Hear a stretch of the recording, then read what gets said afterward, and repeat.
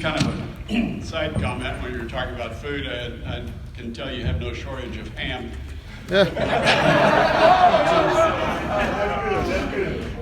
I have some familiarity with Wichita. I know you have a strong business community. So you've talked about public-private partnership. How has the business community played a role in these great programs? If I may, I'd like to bring up our Mayor Longwell, Councilmember Johnson, Councilmember Tuttle, if you'd like to speak to that question, please. The business community stepped up in a number of different ways. We mentioned transit.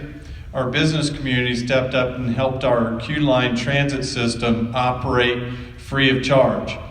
We take a lot of pride in our transit program. We have a bus route that runs about 5 miles down the middle of town.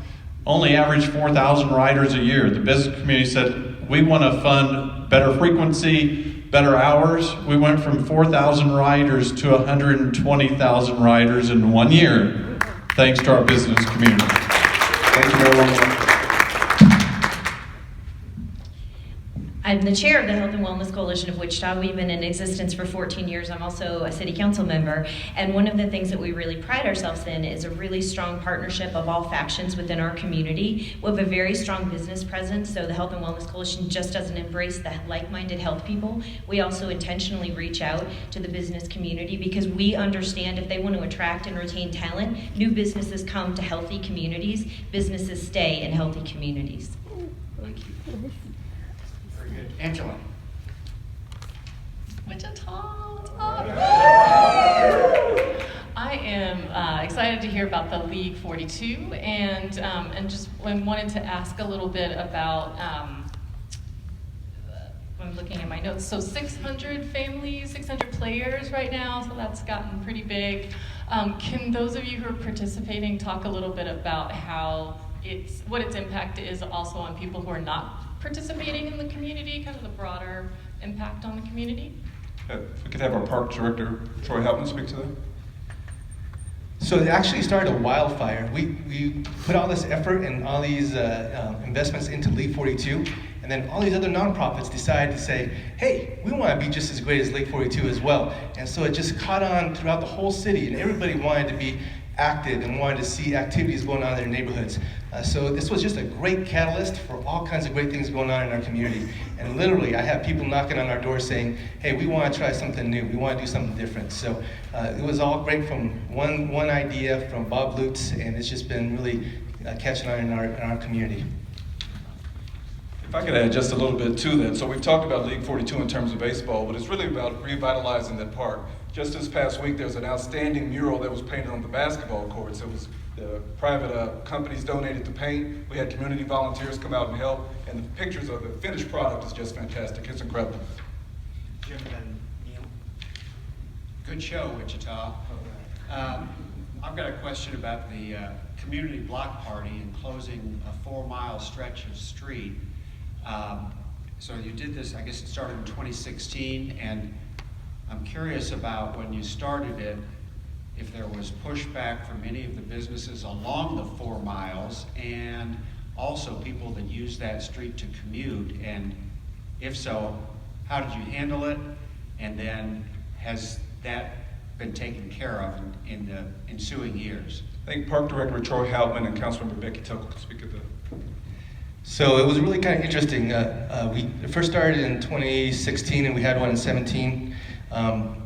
Prior to that, it took us 2 years to get organized and get everybody excited about this. A lot of folks said, why would you want to close a street? Streets are nothing only for cars. And so we had to really reach this idea, work with the police department, and we intentionally picked on a Sunday. Most of the businesses are closed on a Sunday. Transit is not operating on our main street, Douglas, on Sunday. So it wasn't a huge impact. But the first year we had about 17,000 people show up, which was a huge surprise. And the following year, we had 35,000 people. And people were coming up and asking, can we do this every weekend?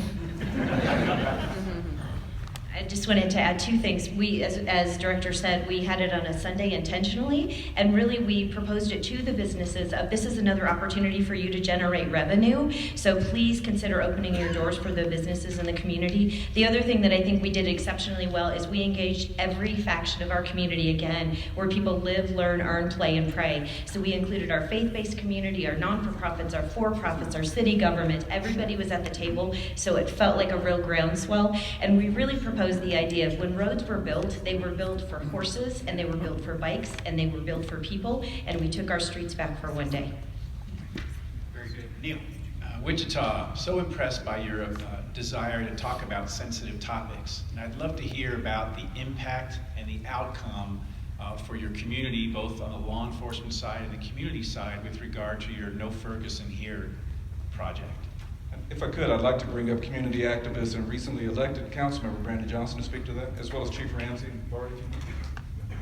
So No Ferguson Here was a great thing because our local pastors brought that to the community and local activists came out. There were commitments made from the mayor at the time, city manager and others, and those commitments have been met. So they committed to body cameras at that for all of our officers, and now all of our officers have body cameras.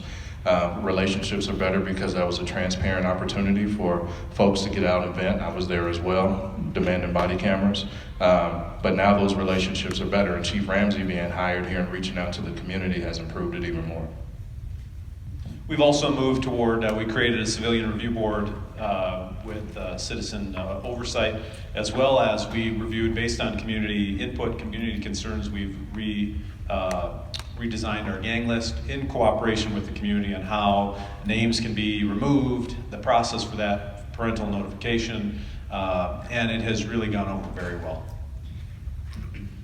And then I wanted to add something a little more personal. I showed up to, Buck and I were going to go out to lunch. I showed up to his church and he said, come in for a second. And he told, what was it, your deacons? He said, hey, this sergeant's taking me away. And at first they got a little bit, they were actually a little bit fired up. And then what did you tell me after that? You wanted to make sure that they knew. That they knew that we have built a relationship between our community, especially with the pastors and the God Squad and the police department, as well as the sheriff's department, where now our community know that if there's something that's going on, the God Squad will provide them with accurate information. We meet regularly with the chief and with other officers, captains, and chiefs from different divisions to make sure if there is an incident or whatever's going on in our community gets accurate information. Have you seen that relationship translate into increased recruitment numbers from communities of color? Our recruitment numbers right now, we're very satisfied with the numbers we're getting. We are increasing diversity noticeably, as well as we've seen a decrease in the neighborhood where we've really focused on our relationship building efforts, where the last 2 years our lowest crime decreases have been in the Northeast neighborhood. Very good. Might add that the chief has changed a few policies. We now allow facial hair and tattoos as part of the department. Very good. Mayor Salas. Yes, thank you very much, and I really appreciate your proactive efforts in order to address sensitivities in your community. And I noticed that you have quite a big, a significant Latino community. How are you involving them in your civic things, whether it's boards and commissions or any other social structures in your city? I see Councilmember Tuttle stepping up, so she wants it, and Chief Ramsey. One thing, again, with the city of Wichita and with the Health and Wellness Coalition of Wichita, we have a really empowered coalition. We have 300 members of the Health and Wellness Coalition that focuses on physical activity and healthy eating. We have 100 different organizations represented, and we have 10,000 people in our distribution list.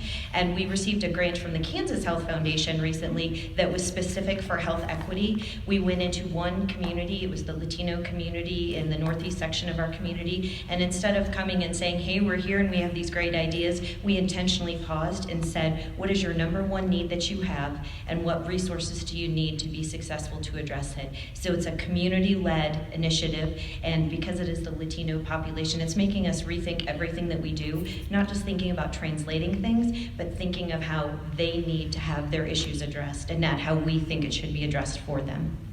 And how are you drawing your minority communities into leadership?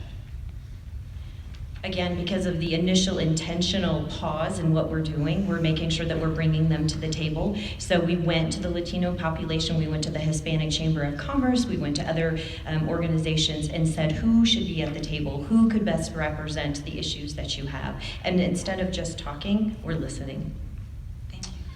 From the police perspective, one of our deputy chiefs is a dreamer.